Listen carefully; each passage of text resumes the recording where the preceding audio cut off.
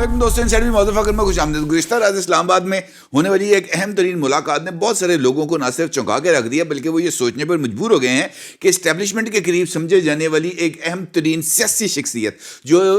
एक आइनी इदारे को सुपरवाइज भी करी है, यानी उसकी हेड भी है, उसको अचानक आधी रात को ईवान सदर का जाके दरवाज़ा क्यों खटखटाना पड़ा और सदर साहब को सोए हुए उठाकर उनके साथ मुज़ाकरात क्यों करने पड़े। ये एक बहुत अहम सवाल है, क्योंकि इस मुलाकात की खबर जैसे ही सुबह मंजर आम पर आती है तो हाहाकार मचना तो बिल्कुल एक यकीनी अमल है। और फिर बहुत सारे सवालात उठ जाते हैं कि जनाब ये जो मुलाकात हुई है ईवान सदर के अंदर एक अहम तरीन सियासी शख्सियत की इस्टेब्लिशमेंट के कहने पर, इस मुलाकात के अगराज व मकासद क्या हैं? क्या इस्टेब्लिशमेंट की तरफ से मौजूद सदर आरिफ अलवी साहब के लिए कोई पैगाम भेजा गया है, या ये सवाल भी उठ जाता है कि जनाब इस मुलाकात के ज़रिए कौन से अगराज व मकासद हासिल करने हैं, या आरिफ अलवी साहब के साथ जो कोई पैगाम रसानी से वो जो इजहार नाराज़ी है वो जाहिर करना है। आरिफ अलवी साहब की तरफ से कल किए जाने वाले एक ट्वीट के रद्द-ए-अमल में बहुत सारे सवालात हैं जो इस हवाले से पैदा हो जाते हैं। और इस मुलाकात के बाद भी कुछ ऐसी डेवलपमेंट है जो मानी खेज़ है, इस मुलाकात से पहले भी और इस मुलाकात के बाद भी। वो डेवलपमेंट्स कौन सी हैं, इस सारी सूरत हाल पर आपके साथ बात करूँगा, ज़रा तफसील से बात करेंगे और ये देखने की कोशिश करेंगे कि जनाब पस पर्दा ऐसा क्या हो रहा है जो अभी तक मंजर आम पर नहीं आया। ये बात तो सबको मालूम है कि इमरान खान साहब तो जेल में हैं और उनकी नाअहली के ऊपर या नाअहली हटाने के ऊपर जो सुप्रीम कोर्ट ऑफ पाकिस्तान है उसने हाथ खड़े कर दिए। उन्होंने कहा नहीं जनाब ये साढ़े वास्ता कम नहीं है और सारे का सारा जो वज़न है वो डाल दिया गया है इस्लामाबाद हाई कोर्ट पे। इसका मतलब ये है कि इमरान खान साहब की जो नाअहली तोशाखाना केस में हुई थी वो नाअहली स्टैंड कर रही है। और इसका मतलब ये है कि उस नाअहली के होते हुए इमरान खान साहब के लिए इलेक्शन के ऊपर लग गया है क्रॉस। इसका मतलब ये है कि हकीकी मानों में सियासी तौर पर अगर देखा जाए तो पाकिस्तान तहरीके इंसाफ में इमरान खान के नाम के ऊपर लकीर फिर गई है, नॉट लिख दिया गया है, क्रॉस लग दिया गया है। यानी अब इमरान खान के लिए इंतखाबी सियासत के दरवाजे कम अज़ कम इस इलेक्शन के लिए तो हो गए हैं बंद। और ये जो इंतखाबात के हवाले से सिचुएशन है ये भी ज़रा थोड़ी सी गंभीर होती हुई नज़र आ रही है, क्योंकि सुप्रीम कोर्ट ऑफ पाकिस्तान की तरफ से इस बात का इजहार किया गया है कि वो पेशावर हाई कोर्ट के फैसले को चैलेंज करने जा रहे हैं सुप्रीम कोर्ट ऑफ पाकिस्तान, क्योंकि उनका ये मानना है इलेक्शन कमीशन का कि पेशावर हाई कोर्ट अपनी हद से बाहर निकलकर जो फैसले हैं वो ना सिर्फ कर रही है बल्कि वो इलेक्शन कमीशन की डोमेन में आकर मुदाखलत कर रही है। और अगर पेशावर हाई कोर्ट की तरफ से इसी तरह की मुदाखलत जारी रही तो फिर इलेक्शन कमीशन के लिए 8 फरवरी की तारीख को इलेक्शन कराना मुमकिन नहीं होगा। अब ये दो जो चीज़ें हैं इसमें इस बात की तरफ इशारा मिल रहा है कि जनाब किसी न किसी जगह पर कोई ऐसी डेवलपमेंट किसी न किसी लेवल पर ज़रूर हो रही है कि इमरान खान के साथ किसी न किसी तरह की निगोसिएशंस की जाएं, या ये तासुर कम अज़ कम इस तरह का ज़रूर है कि जनाब ये निगोसिएशंस होनी चाहिए। अब इस निगोसिएशन के लिए जिसे मैंने आपसे कहा कि इस मुलाकात ने जो गुज़िश्ता रात हुई है इस मुलाकात ने बहुत सारे आईब्रोज को रेस किया। और उसके वजह कल शाह महमूद कुरैशी साहब के साथ होने वाला वाक़या है अडयाला जेल में,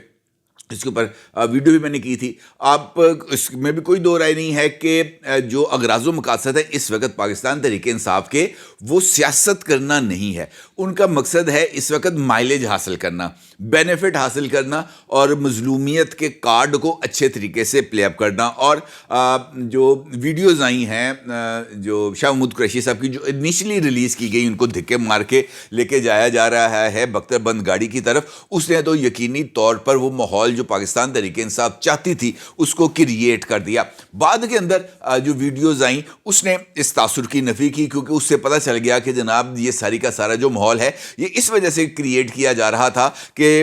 मीडिया के आने पर ये वाले सारे ड्रामे को इस हद तक स्टेज किया जाए ताकि उनको उसका बेनिफिट मिल जाए, और उन्होंने इसका बेनिफिट भी उठाया। लेकिन होता ये है कि इस वीडियोज़ के मंजर आम पर आने के बाद और सोशल मीडिया पर इस हवाले से ट्रेंड बनने के बाद प्रेसिडेंट आरिफ अलवी साहब की तरफ से एक ट्वीट सामने आता है, और वो ट्वीट इस वक्त आप अपनी स्क्रीन पर देख सकते हैं। इस ट्वीट के अंदर आरिफ अलवी साहब जो हैं वो इस बात का इजहार करते हैं कि हमें ऐसी रियासत नहीं बनना चाहिए जहां इंसानी हकूक़ और वक़ार को बिला खौफ पामाल किया जाए, कागजात छीनना, मुजाहिरीन के खिलाफ बेरहमाना कार्रवाई اور اب دو حکومتوں کے سابق وزیر خارجہ کے ساتھ غیر مہذبانہ سلوک پر حکام کو ضرور توجہ کرنی چاہیے۔ رجت پسند دلائل کہ ایسے واقعات پہلے بھی رونما ہوتے رہے ہیں مناسب نہیں، کیونکہ پاکستان کو بدلنا ہوگا، اور اگر ہم بحیثیت قوم اس پر متفق ہیں تو آج اس سے بہتر کوئی دن نہیں۔ اس کا مطلب یہ ہے کہ عارف علوی صاحب نے اس بات کی طرف تو کم از کم یقین کر لیا ہے کہ جو ماضی کے اندر بھی اس طرح کے واقعات ہوتے رہے۔ البتہ عارف علوی صاحب نے جو ٹویٹ کیا، یہ ٹویٹ بھی ٹاک آف دی ٹاؤن بن گیا، اور اس ٹویٹ کے ذریعے اس بات کا جو تاثر ابھرا وہ یہی تھا کہ عارف علوی صاحب نے حکومت کے اوپر اور اسٹیبلشمنٹ کے اوپر عدم اعتماد کا اظہار کر دیا ہے۔ اب اس کے اندر بھی کوئی دو رائے نہیں ہے کہ اسٹیبلشمنٹ چیزوں کو ڈرائیو کرتی ہے، لیکن اس وقت حقیقی ایک بات میں اگر آپ سے کہوں تو سوشل میڈیا ہے جو چیزوں کو ڈرائیو کر رہا ہے۔ اب دیکھیں، اگر آپ گزشتہ 24 گھنٹے میں دیکھیں تو نورین رو رہی ہے، نورین رو رہی ہیش ٹیگ اس حد تک چلا کہ خدا کی پناہ، اور ہمارے بہت سارے لونڈے لپاڑے جو ہیں وہ بھی یہ جو ہے نا نورین رو رہی ہے اس کے اوپر وہ گفتگو کرتے رہے، کیونکہ وہ نوجوان ہیں، ان کو چیزوں کو اس طریقے سے پلے اپ کرنا آتا ہے، سوشل میڈیا کو ہینڈل کرنا آتا ہے۔ لیکن اس کا مطلب یہ ہے کہ نورین کے رونے کا تعلق شاہ محمود قریشی سے جوڑنا اور پھر شاہ محمود قریشی کو اس حد تک ایکسپلائٹ کرنا کہ عارف علوی صاحب کو بھی اس کے اندر بطور صدر پاکستان انٹر ہونا پڑے، تو اس کا مطلب یہ ہے کہ وہ سیج، وہ گیم جو اسٹیبلشمنٹ کی طرف سے سجائی گئی تھی اور جن نتائج کا وہ حصول چاہتے تھے، شاید وہ نتائج ان کو نہیں مل سکے، اور اس کی بھی ایک بہت امپورٹنٹ وجہ ہے۔ اب اس سینیریو کے اندر یہ بات سب کو معلوم ہے کہ جب الیکشنز کے حوالے سے ماحول بن رہا تھا تو اس وقت اسٹیبلشمنٹ کے قریب سمجھے جانے والے جرنلسٹ بھی اور پولیٹیکل لیڈر بھی یہ بات پشت اٹھا کر کہہ رہے تھے اور مسلسل اس بات کا اظہار کر رہے تھے کہ وہ وقت آئے گا پاکستان تحریک انصاف الیکشن کے لیے ٹکٹیں بانٹ رہی ہوگی، اور ان ٹکٹوں کو لینے والا کوئی نہیں ہوگا۔ فیصل واؤڈر صاحب آن ریکارڈ ہیں، مختلف جرنلسٹ بھی اس حوالے سے آن ریکارڈ ہیں، لیکن پھر سب نے دیکھا کہ جناب، اور جو ڈیٹا سامنے آ رہا ہے خود پاکستان تحریک انصاف جس کی تائید کر رہی ہے، وہ یہی ہے کہ تقریباً 2400 کے قریب درخواستیں 800 نشستوں کے اوپر پاکستان تحریک انصاف کی طرف سے جمع کرائے گئے ہیں کاغذات نامزدگی۔ تو اس کا مطلب یہ ہے کہ جماعت بھی موجود ہے اور پاکستان تحریک انصاف کی ٹکٹ پر الیکشن لڑنے والے بھی موجود ہیں، اور یہ سینیریو یقینی طور پر اسٹیبلشمنٹ کے اس ڈیزائن کے برخلاف ہے جو انہوں نے اس حوالے سے سوچا تھا۔ اب ہوتا یہ ہے کہ جب یہ سب کچھ ہو رہا ہے تب ممکن تو یہ نہیں ہے کہ اسٹیبلشمنٹ سب چیزوں کو اسی طریقے سے اوپن اینڈڈ چھوڑ دے، لہٰذا جو صادق سنجرانی صاحب ہیں چیئرمین سینٹ، ان کی شاید یہ ڈیوٹی لگی ہے کہ انہوں نے عارف علوی صاحب کے ساتھ گفتگو کرنی ہے، اور صادق سنجرانی صاحب نے عارف علوی صاحب کے ساتھ اس حوالے سے گفتگو کی۔ البتہ یہ بات ضرور ہے کہ اس ملاقات سے پہلے اب جو دیکھیں کچھ ایونٹس ہیں، کچھ چیزیں ہیں جن کو اگر ہم ایک دوسرے کے ساتھ جوڑیں تو ذرا پکچر تھوڑی سی کلیئرٹی کے ساتھ سامنے آتی ہے۔ اس کا پہلا نتیجہ ہمیں یہ نکلا عارف علوی صاحب کے اس ٹویٹ کے بعد کہ قائم مقام چیف جسٹس آف پاکستان جناب جسٹس سردار طارق مسعود صاحب نے آج کے لیے جو سپریم کورٹ آف پاکستان کے اندر مقدمات کی سماعت ہونی تھی، خاص طور پر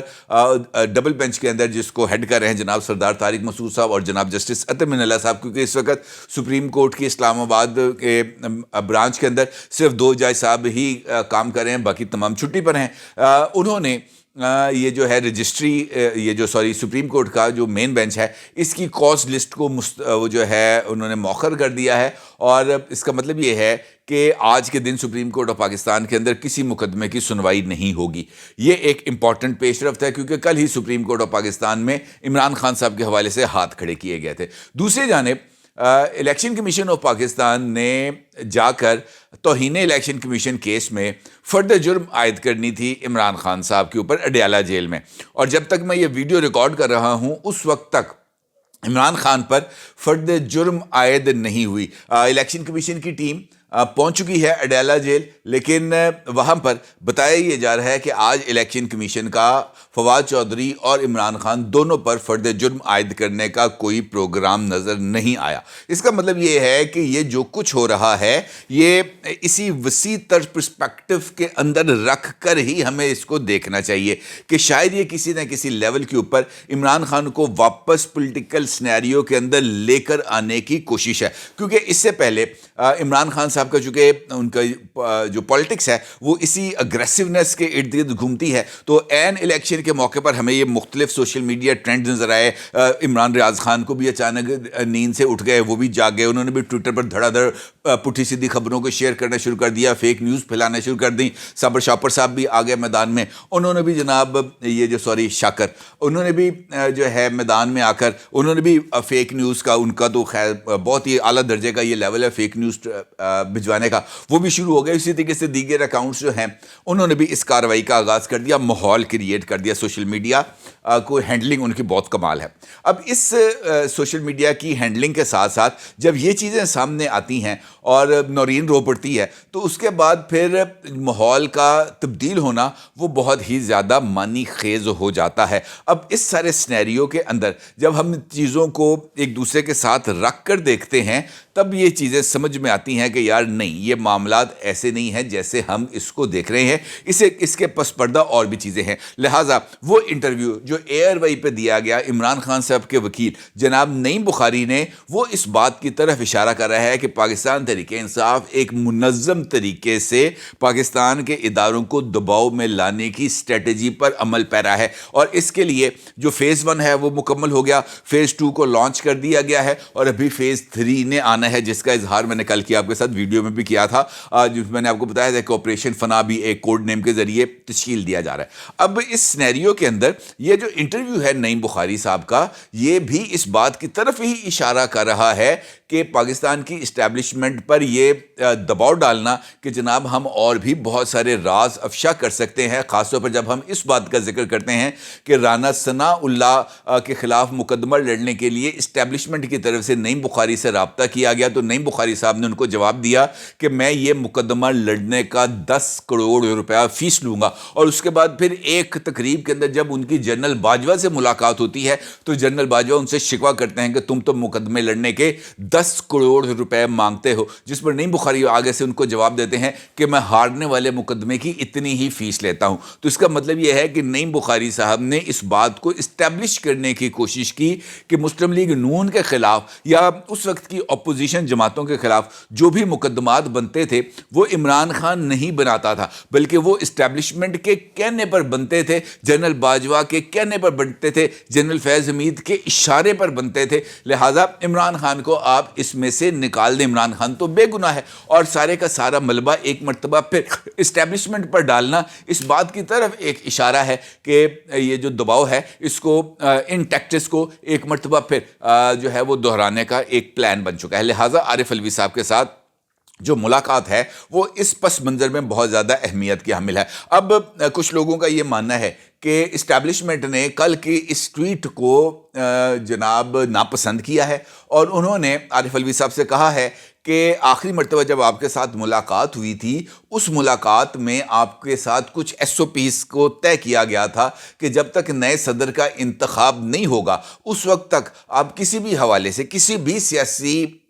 جو معاملہ ہے، ایشو ہے، اس کے اندر آ کر کوئی رائے زنی نہیں کریں گے. اور اسی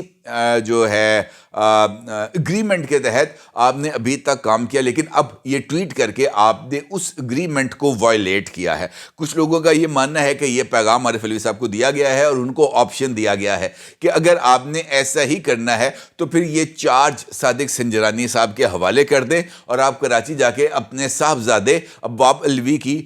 جو ہے وہ انتخابی مہم چلائیں. انہوں نے بھی اپنے کاغذات نامزدگی آپ والی سیٹ پر جمع کرائے ہیں. لہٰذا یہ کام اگر آپ کو کرنا ہے تو کراچی جا کے کریں، اور سیاست کرنی ہے تو کراچی جا کے کریں. ایوان صدر میں بیٹھ کر ایوان صدر کے ٹویٹر اکاؤنٹ کو پریزیڈنٹ عارف علوی کے ٹویٹر اکاؤنٹ کو اس طریقے سے استعمال نہیں ہونا چاہیے. یہ پیغام تھا شاید جو ان کو دیا گیا ہے. لیکن ملاقات کا جو بیک گراؤنڈ ہے وہ بہت ہی زیادہ اہمیت کا حامل ہے، اور ان ساری چیزوں سے ایک جانب اس بات کا تاثر ملتا ہے کہ اسٹیبلشمنٹ ابھی تک اپنے نقطے پر قائم ہے، اور دوسری جانب اس بات کا بھی اشارہ مل رہا ہے کہ اگر کسی جگہ پر کوئی جو ہے نا باہمی مشترکہ پوائنٹس مل جائیں تو اس کے اوپر بھی اسٹیبلشمنٹ اب بھی بات کرنے کے لیے تیار ہے. اپنے رائے کو ضرور اظہار کیجیے گا. آپ کا بہت شکریہ. اللہ حافظ.